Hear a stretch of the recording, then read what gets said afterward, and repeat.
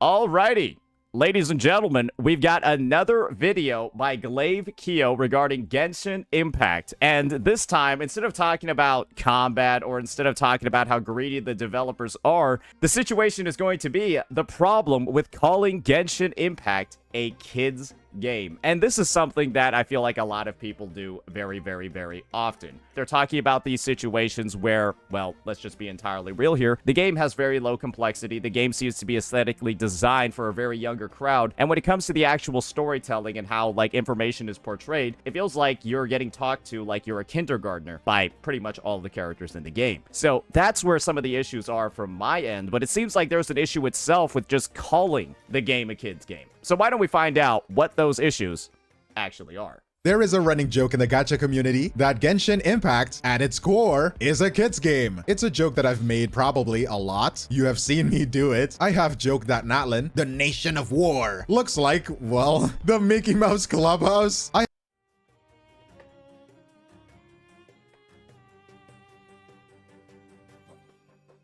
It does, doesn't it?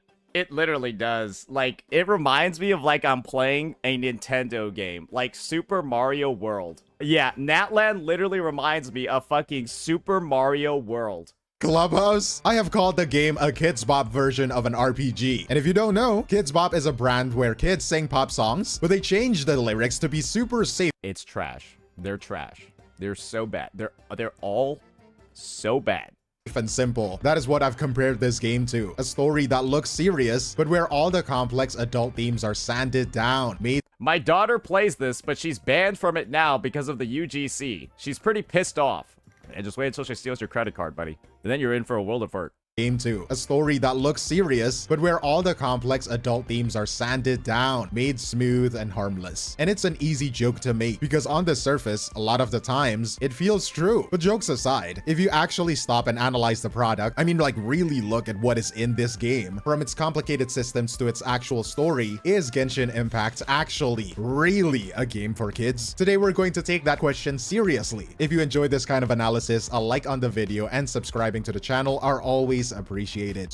Okay, so we're going into some of the arguments against Genshin being a kid's game. Okay. This entire argument, it really just comes down to one thing: a deliberate gap. There is a huge gap between what the game looks like and what the game actually is. The kid-friendly presentation, the way it looks, is in a direct, calculated fight with its teen and up core systems, the way it is actually played, and the things it's about. And to be fair, you can see why people get this impression, right? On the surface, the idea that it's a kid's game seems completely valid. The game is bright, it uses that cel-shaded anime art style, a technical term for making 3D graphics look like a very clean, very high-budget 2D cartoon. The characters are, for the lack of better term, cute. And the story begins with the most wholesome, family-friendly premise you can think of. A classic adventure! You are just looking for your lost sibling. This whole aesthetic, the bright colors, the cartoon look, the simple story, it automatically associated with children's entertainment in— Yeah, I think that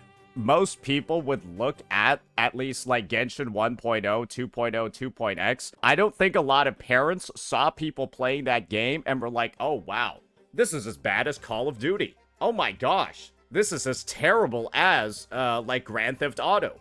Oh my goodness, this is something that I need to make sure that my kids aren't playing. You don't really get that sort of vibe from Genshin, and I'm pretty sure there were plenty of parents out there. You got a bunch of 6, 7, 8, 9-year-olds going ahead, getting on into this, and, you know, just kind of like playing it for the past 5, 6, 7 years. I feel like that's something that's undeniable. I don't think there are a lot of parents that were stopping their kids from playing this game. Maybe now that the UGC is out, they're putting the pedals to the metal over here. But I think back then, for the past 5 or 6 years, absolutely not. No. In many parts of the world, it is a reflex. You see this and you immediately just label it for kids. This presentation is an incredibly effective marketing tool because Hoyoverse wanted to cast the widest net possible. You want to get every— And you got to think about it this way. How many times have we heard in the news, parent has to like cancel credit card or refund payments, Genshin account banned after thousands of dollars in purchases made by child get negated, right? Get reversed. And so a bunch of accounts end up getting like banned because they're reversing hundreds of thousands of dollars in credit card charges because, well, the kids are stealing the cards. You hear that a lot. You hear that, I think, the most overall in Genshin. Everyone interested, even when they're not your final customer. It is designed to pull in the biggest possible audience, and that audience, of course, is going to include children and their families. But that is all that is. It is a wrapper. It is the colorful, shiny design of the box. But we're going to deconstruct the actual product inside that box, because that product is built for a very different customer. Someone much older, much more dedicated, and frankly, much more profitable. And the first, most objective clue we have about who that customer is the official rating. The game is rated T for teen by the ESRB in North America. In Europe, it is PEGI 12. Okay, man. Okay. I'll be honest with you when it comes to things like age ratings. I don't think most people follow these too much. It's just, I feel like generally, you remember what I mentioned before about like Call of Duty and like Grand Theft Auto compared to Genshin? I still feel like it would take a very, like, draconian sort of parent that's very, like, strict with rules to even, like, stop kids from playing those games, too. Maybe I'm outside of, like, the box over here, but way back when I was in, like, middle school, high school, that era, elementary, that sort of time, everyone was playing Call of Duty. Everyone was playing, like, Black Ops. Everyone was playing Zombies. Everyone was playing Modern Warfare, all of that shit. It was all happening. And so this kind of, like, idea that, like, an age rating over here is supposed to be, like, some sort of barrier, I think it's just more like a guideline. I feel like most people view it as a guideline. That's just my take. Because, yeah, I had so many friends that were all playing, like, rated T, rated M, all that shit. So right from the start, the official bodies that rate games are saying that this is for ages 13 and up. And look, these ratings are partly for fantasy violence. You hit monsters, they flash, they disappear. But that is not the interesting part, right? A parent might see the T for fantasy violence and think that it's no different than a superhero movie. And the most critical warning though, the one most people just ignore, is under interactive elements. It's just a small line that says in-game purchases. I don't think in-game purchases is something that actually factors in with the rating when it just shows that. I think this is just a delineation on the Play Store that it's not like a buy to play application, or it's not like completely free, and it's also not like buy to play. Like, you wanna know what else has in-app purchases? Like fucking United Airlines, and like Uber Eats, and like McDonald's, because you can buy shit in the app, like, includes random systems, right? This sounds mild. It sounds harmless. Because nowadays, you look at every mobile game, right? It is very rare to find a game without in-game purchases. But this is a bureaucratic label. It is a very dry, official sounding term for what is, in effect, a simulated gambling system. And this is the part, right, that I feel like is kind of the crux of the issue. The game looks like it's for kids, but then it has a gambling mechanic in it that's clearly not for kids. Cue the Mr. Pokey. Cue the Mr. Pokey tweet. Wait, I need to go find it real fast. I've been referencing this tweet in some prior videos, but I need to make sure that I do show it every once in a while. It's not a matter of whether the parents are aware that these are gacha games, but how the hell are your kids getting access to your credit cards? If my mom found out I swiped her card when I'm 12, I'd be beaten beyond recognition. So, that's the... That's the reference from back in the day, and yeah, this is basically Pokey defending parents beating up their kids over... Yeah, that's basically Pokey, because it happened to him, or it would have happened to him, hypothetically, in that statement. It totally didn't. It's fine to do. So, yeah, that's why I always talk about children getting beat up and Mr. Pokey in the same sense. This is where that whole kid-friendly illusion really begins to fall, because this core mechanic, the way the game makes its money, is the single greatest risk it poses to a younger audience. Visiting baby's first casino, and with enough time, it will become baby's last casino. And it's right there on the warning label, hidden in plain sight. But I don't think it actually is. Based off of what I said about in-app purchases before, I don't think it actually is, but I guess it does beg the question of, with a gacha element in your game, maybe there's probably some extra line item that should be factored into the overall rating. Like, I think we've already mentioned this before, but if there's like a gacha element in the game, then it probably, all of them should be rated like 18 plus at a baseline. That would be the genuine way to go about it, but of course, there are even American companies that have their gacha systems built in, so they kind of don't want to do that either. Let's talk about that random systems warning, right? This is the single most significant arguments for why Genshin Impact is not a children's game. It is the business model itself. It is a gacha game. Think of it like a giant fancy vending machine. You put your money in, but you don't get to pick your prize. You just pull a lever and then get a random item, and you hope that it's the one you want. The wish system, it's a casino style mechanic. And that is not me being dramatic. There are academic, scientific studies that link these kinds of systems to problem gambling behaviors. Because you are not buying a character, you are buying a chance to get a character. And that is a very, very important difference. I think that gacha as a system truly does depend on how you view your interactions with it. A lot of individuals have, because of their history with gacha, they've kind of normalized it too. Okay, I'm gonna need 180 pulls, or I'm gonna need 160 pulls to be able to guarantee this character. And if I win the 50-50, then I basically just got a 50% discount. A lot of people that I think that engage with the system healthily, that's how they view gacha characters, gacha pulls, buying a character. They can essentially do that, because the maximum cost that it is for a character is however much it takes to hit pity twice in a 50-50 system with the next one guaranteed. And so, for people that can think like that, I don't really think the gacha system is that big of an issue, but I do think that it takes a certain amount of frontal lobe development to think about it that way, and to think about it consistently that way. And children are definitely in the crowd of the population that probably don't have the frontal lobe development to be thinking about gacha in a healthy way. That's just the reality of it. I don't really think thinking like this really occurs until you're like past the age of like 18 or 20. Honestly, like probably like your mid-20s, if we're frankly being honest, because you still got like the thrill of youth feeling you. And that, yeah, I'll just get lucky. I'll just be luckier than everyone else. Like, you still got, like, that mindset even on in, like, early adulthood. So, yeah, the reality of it is that I think a lot of individuals are actually pretty vulnerable to the gacha mechanic until a good fourth through their life. That's just my take, though. I typically don't see a lot of, like, unhealthy gacha spending past that age. I think the only example where I've seen it like really bad is like this guy. Yeah, we all know who this guy is, right? Yeah, this is the guy that literally went broke pulling on gacha banners and had to start begging other content creators in the space for money. Yeah, just don't end up like that in your mid-30s. That's not a good look. Sorry, I should really focus up. That'll probably be my fifth to last tangent of the video. This system is psychologically potent. It is not a simple slot machine where you just pull the lever and hoop. It is a finely tuned machine that uses specific tools to create what is called a sunk cost trap. I mean, you've probably heard of it by now, but a sunk cost trap is just that feeling, that awful feeling that you have already put in so much time or so much money that you just can't stop now. If you did, you would feel like you wasted everything you already spent. Genshin's system is built on this. It has a pity system, and okay, can we really call the pity a sunk cost? I hope he's not applying the sunk cost fallacy to the pity, because it's literally the exact opposite, because your past pulls are worth something because you're building up the pity, where you can then guarantee the character.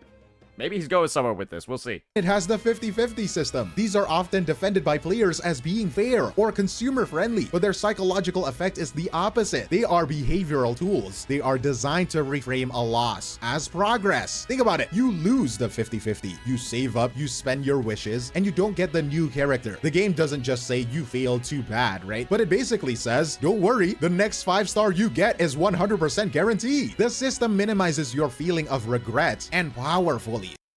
Well, because it is tangibly giving you something, right? Like, the sunk cost fallacy, at least from every single application I've seen of it, is this phenomenon where you feel like you're building up value, or you've built up something of worth from all the previous time you've expended, but in reality, there's no value and there's no worth at all that's actually being built up.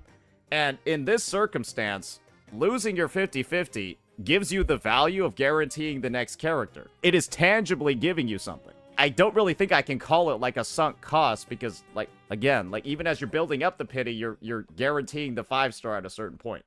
Oh, so powerfully incentivizes you to make that next pull. It has turned your failure into an investment. And the financial stakes here, they are by definition adults. I agree with everything Glaive is saying, by the way. It's a system that very heavily preys upon the past expenditures that you've made and motivates you to either keep spending or to keep grinding or to keep like farming or whatever for the pulls, right? It's a system that, frankly, I mean, we can tell by now, masterfully does that in some of the worst ways possible, but I don't think it's a sunk cost. Following a recent settlement, the company was forced to disclose the actual cost in its shop. The worst case scenario to guarantee one single new character is $475.20. That is not a kid-friendly transaction, and this isn't just player speculation. This isn't just me complaining on the internet. The US Federal Trade Commission, that is a branch of the United States government, investigated Hoyoverse. That investigation is why these new disclaimers about the cost now exist. I guess the reality is that we do talk about this $450 cost per character, right? Very, very often. And I feel like it's especially applicable in Genshin Impact because as a free-to-play, you only have enough pulls to guarantee 3 limited characters a year. 2 of them come out every version. So yeah, I think that argument is a lot more relevant in Genshin, but the reality of the situation is that I don't think that there's a lot of people straight up like raw dogging pulls. They're always like supplementing them with the free pulls that they're getting every single patch. And it's like, if you want to use, I've always like had this mindset of, if you're gonna lean in on every single character being worth $450, then you also have to make the counter argument of, wow, the Genshin devs are giving me 60 pulls this patch. That's like them giving me $100. Or that's like them giving me $150. Oh, by the way, that Lunite pass, right? Or sorry, not the Lunite, but the monthly pass that's giving me 100 whatever, 90 something gems a day. It cost me $5, but it's actually worth 100. Because of the amount of pulls that I get. You know, it's like stuff like that, where you can say, oh, I'm actually getting $1 per day from playing Genshin because I did my dailies and got 60 primo gems. Right. You can, like, use that same argumentation as well, and it's, I don't think we can say that every character is just worth 450 like that because of that. FTC's job, in this case, is to protect customers, especially minors, from deceptive and high-risk mechanics. Again, though, I think that the FTC putting that in was neat. I don't think it does anything, though. Genuinely, I don't think it really does anything for a majority of spending. I think that they've reduced on a couple of maybe, like, edge cases of where, you know, there's somebody that's really, really, really financially illiterate, like extremely financially illiterate going in. But most people, I'm just going to use the Woo-Wah store for an example. Most people, I would assume, if they're playing a game like this, they're able to do the mental math of realizing, okay, this costs $100. And with this $100, I was able to pull 5 times. So with $100, I could pull 5 times on a 10 pull. That's 50 pulls for $100. And it's going to cost me 150 pulls for a character, so I got to pay $300 to guarantee a character.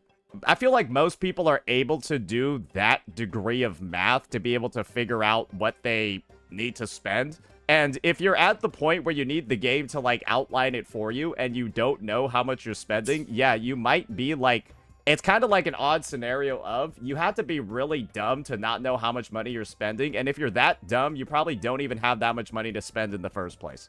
Does that make sense? It's like a problem that doesn't necessarily exist. It feels like a problem that doesn't necessarily really exist. That's just my take on it. The federal government has to step in. The kid's game label just becomes impossible to defend. But the monetization is only half of the story. This gap, right, this dissonance, it extends directly into the narrative. The game is smart. It does what's called front-loading its wholesome content. That is just a way of saying it put all the simple, kid-friendly stuff right at the beginning. You spend your first dozen hours in Mondstadt. You save a dragon. It is very traditional, very simple, save the world shonen protagonist plot. It builds your trust. It makes you comfortable. And then, once you're invested, once you're in, the real story begins. The main quest, what the game calls Archon quest, they evolve. Little by little, patch by patch, they become darker and darker. They become politically complex. And you really just have to look at the stories. The Fontaine questline, the one players praised for finally having real stakes. What did that actually mean? The story had a serial killer. It meant people were dying permanently. Like literally, not just like they're gone, poof, you know what I'm saying? But dissolving in agony, and they're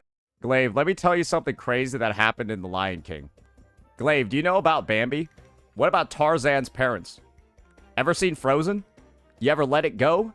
I guess the idea of like death somehow making the story like far more child unfriendly, I don't really think that's something that like makes that much sense to me, especially when I think of literally almost every kids movie and there's like death in them. I feel like death as a concept is something that has become like way back in the day, it became a lot more normalized across children's media, because I think a lot of people recognize that like shielding children from this idea of death wasn't really something that made a ton of sense, because people die all the fucking time for a bunch of random reasons. That's why there are so many shipwrecks in those Disney movies where the parents just get like off-screen or they just disappear into a storm. Being gone for good. It meant one for the main playable characters, her backstory explicitly, not subtly, but explicitly involved sex trafficking. And then you have the What?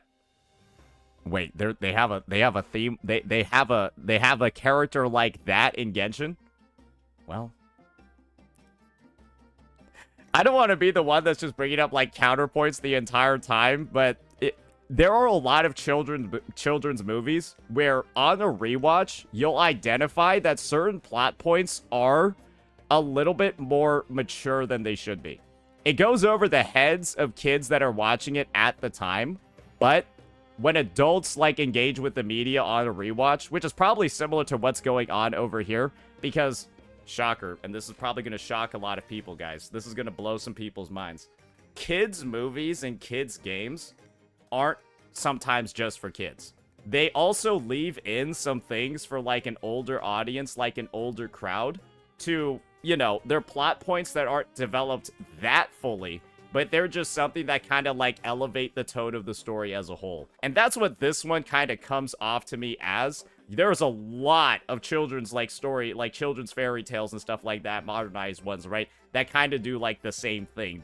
They've got some really, really, really dark components to them. This is kind of like the viewpoint that I'm bringing over here. I see the argument that Glaive is bringing forth with the examples that he's bringing up, but the same types of examples that he's bringing up, they're very applicable across the kind of like history of children's media that we had. And hey, if the conversation's about, oh, like children's media nowadays is a little bit inappropriate, then that's something I'm willing to entertain. But I would just kind of want to bring the viewpoint that what Genshin is doing in particular doesn't seem that out of the ordinary or that unrealistic. most recent main story quest. It is about the brutal and unjust reality. You fly over a deserted settlement full of corpses, and the key part of the villain's backstory is finding out he was an assassin, and his target list, which the game shows you, includes a 6-year-old orphan marked for neutralization, which is a cold way of saying assassination. This darkness is endemic. It's everywhere, built into the game's foundation.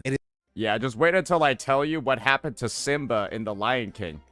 And what happened to Elsa in Frozen. Yeah, those were also kids that people were trying to kill. Is attached to the cute characters of the gacha system is selling you. You are spending that $475 for a chance to get Xiao? You are rolling for a child soldier who is thousands of years old and has severe crippling PTSD. You're trying to get Shenhe? Her backstory is that her own father abused her and then tried to sacrifice her to a demon as a child. Kali, Scaramouche, they are both survivors of horrific human experimentation. Again, as children, the game is designed to operate on two different levels at the exact same time. Okay, there's recognition from Glaive over here on the matter. There's recognition from Glaive over here on the matter on all the points that I was just talking about. So glad that's there. Young kid will just see a cute character and skip the walls of text. They're not going to read any of this, but an older teen, an adult, they will. And they will find a story that is explicitly written for them. A story about trauma and genocide and moral decay. The darkness is there. It is just hidden behind an aesthetic. So if the whole money isn't for kids, and the story definitely isn't for kids, who is this game actually for? Well, I mean, it's for kids. It's for kids, and then it has some additional hooks and latches onto it that allow for an older audience to engage with it on a higher level. But it mainly appeals to kids. I think that's what it is. Well, the game's own design gives two very clear answers. First, there is the fan service. You have character designs that are, let's be honest, shapely and scantily clad. Well, I mean, the reality is that after Natland, the characters started looking a little bit more like knows. That's pretty much the truth. Yeah, after Natlan released, I guess Hoyoverse decided that like their audience of kids had grown up into an audience of horny preteens, and decided to, in their infinite wisdom, turn the game into Gunnar Impact. This isn't an accident. This is a core part of the waifu. Have you seen Mona? I guess that's fair. Yeah, but it was like Mona and Lisa in 1.0's launch, and then they had basically like giga conservative designs for like the next like year until like Raiden Shogun showed up. And then they had like okay, the key point is they had like 1 or 2 fan service releases a year. Now it's like every single female character is fan service. I guess that's more so the difference. They went for 1 or 2 a year, and then it started going crazy. Culture, a collector-based model where people get attached to and spend money on specific characters, calling them a fictional wife. It is targeting a very specific adult otaku market. The mentally ill. Let me tell you the exact market this is targeting. Hell yeah, brother. Sorry, that was another tangent, my bad. Japanese term for someone with deep hobbyist level interest in things like anime and games, often an adult, right? Or at least a teenager or something, I don't know. And for gender equality, men are not the only gooners. Everybody could be a gooner. If they're above the age of 18, you can be a gooner. Okay, this idea that we don't have any under any under 18 gooners is crazy. That's probably the most gooner part of the population, if we're frankly being real over here. It's literally like that crowd at that point in your lifetime. That's like the most gooner part. Straight up, like teens are disgusting, bro. They're disgusting, bro. Gooner. If they're above the age of 18, you can be a gooner. Because I've seen what you said about Varka. I've seen what you said about Flynn's. You know what I'm saying? I saw your tweets. You don't hide it, okay? But anyways, this is not aimed at children. It is aimed at adults who collect these characters. And this in-game content is what fuels the external community. It is the reason why, if a kid does go online to look up guides for this cute game, they are 1 click away from a community that is just rife with explicit content. So that— True. But I think this is also another applicable part of the timeline. Think about the 10-year-olds that started playing Genshin when it released in 2020. They're 15 now. They're 16 now. Think about the 12-year-olds or the 13-year-olds that played Genshin in 2020. They're adults now. They're legally adults now. Kids that were in middle school when Genshin released, at this point in time, are adults. That's kind of like a dynamic, and that's kind of like a realization that I feel like a lot of the community hasn't actually had. Those people that were kids that got hooked onto it as kids, then transformed into gooners, and then from gooners they transformed into otakus, and then they transformed into daily accounts. And that's why there are so many mentally ill, like Daily Skirk, Daily Rerear, Daily Nefer, where like they've gotten so mentally ill from like COVID and like their troubled development that Genshin has now become real life to them. Yeah, the Shade of Death, Cainril Lament, appointed by the Heavenly Retards. Guys like that. And that's an even greater phenomenon. Yeah, we could talk about how Genshin ruined people's childhoods. We can talk about how Genshin ruined so much of puberty for a lot of these individuals. And now they spend 50% of their time refreshing Twitter, trying to get clout on their daily character account. That is the first answer. The second answer is the endgame. The endgame is just the stuff you do after the main story is over. And if you played it, you know about grinding for the artifacts. It is famously painful. It is a luck-based system on top of a luck-based system. I don't think it's hard to grind artifacts, though. It's like, did it go into crit? It did? Yay! Oh, did it go forward to defense? Oh no! I think grinding artifacts is hard from the perspective of it's just gonna take you forever, but it's not like you need to be like some gamer. Like, you don't need to be like a gamer to like roll artifacts. It's not you press a button and then you see if it goes into crit. You have to roll the dice to get the right item, and then roll the dice again to get the right stats on that item, and then roll the dice again to upgrade those stats. Yeah, you just press a button. It's not like you gotta like fucking do like a goddamn like Konami code to like roll it. You just press a button. I'm sorry for crashing out, I'm just a little bit frustrated. And then you have the end game being talked about, you have the Spiral Abyss. This one is the hard thing to do in the game. And if that's not hard enough for you, maybe you want to try the Stygian Onslaught. And most of the time, it is not a fun challenge. It is a stressful DPS check. Now I just steal my parents' credit card and buy every new limited unit, and so it's actually very easy for me.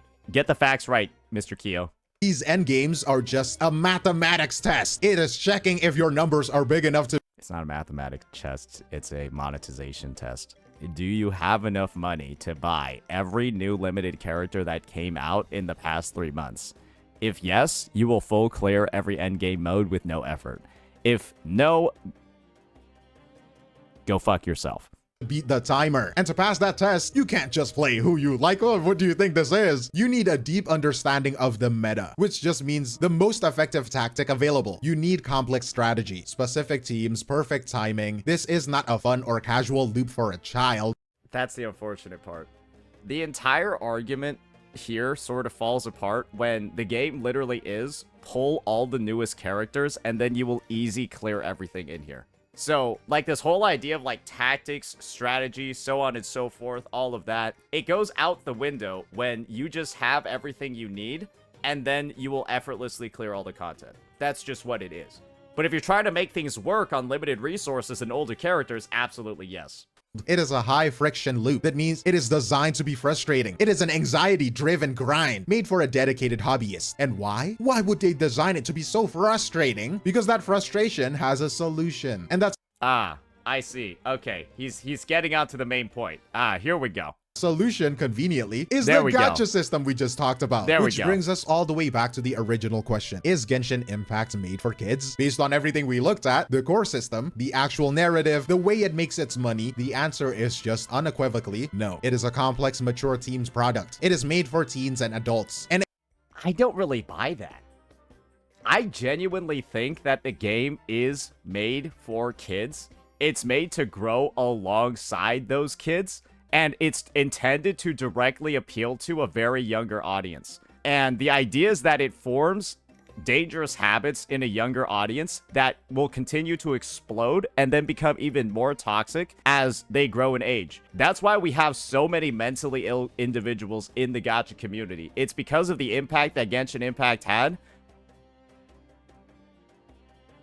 Sorry, pun intended. It's because of the impact that Genshin had when they were in their formative years. And so they got exposed to all this gambling, right? They got exposed to, like, an unhealthy way of, like, viewing character acquisition and resources and all of that. Then they build, like, these parasitic interactions or parasocial relationships with fictional characters and all of that. Then they go wreak havoc in communities everywhere where, you know, the level of mental illness isn't nearly that high. So I do think the game genuinely is entirely intended for kids. It just has a monetization system, and it just has, like, you know, a couple elements about it that are higher level, a little bit higher brow. And the idea is that, of course, kids won't have an infinite amount of money to spend on the game. That's where parents come in. That's why there are so many times that you hear about credit cards and shit like that being used without permission. There's clearly an appeal over here. I just think that there are other systems that simply go against it, but a big part of Hoyoverse is casting the biggest net possible when it comes to player acquisition. I do think that children are one of their target audiences, if not the main target.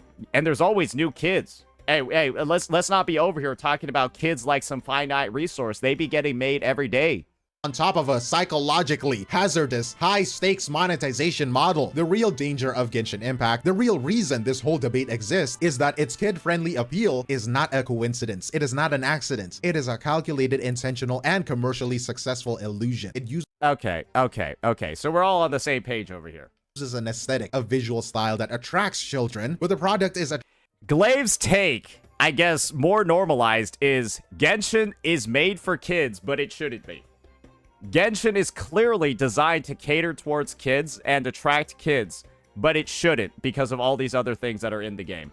And its overall design is not kid-friendly.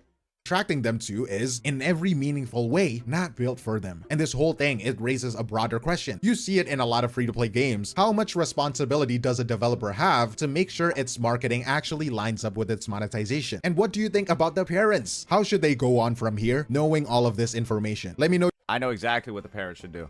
Keyword right here. Beaten beyond recognition. Anyways, Yeah, awesome video by Glaive. Awesome video by Glaive over here, just going through, you know, a good bit of like the monetization and the shortcomings of Genshin Impact. I do think that a fair number of them, absolutely, right?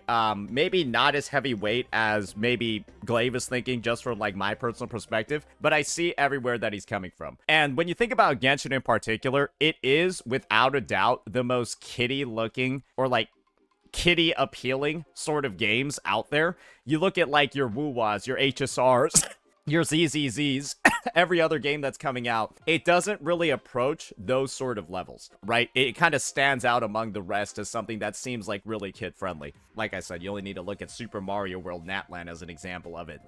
So yeah, I think Genshin is really the right game to call out over here. I don't think like this logic is as applicable to some of the other titles. So yeah, cast a short net with this one, but I think he got in a good haul. Let me know what you all thought about this one, ladies and gentlemen. Peace out.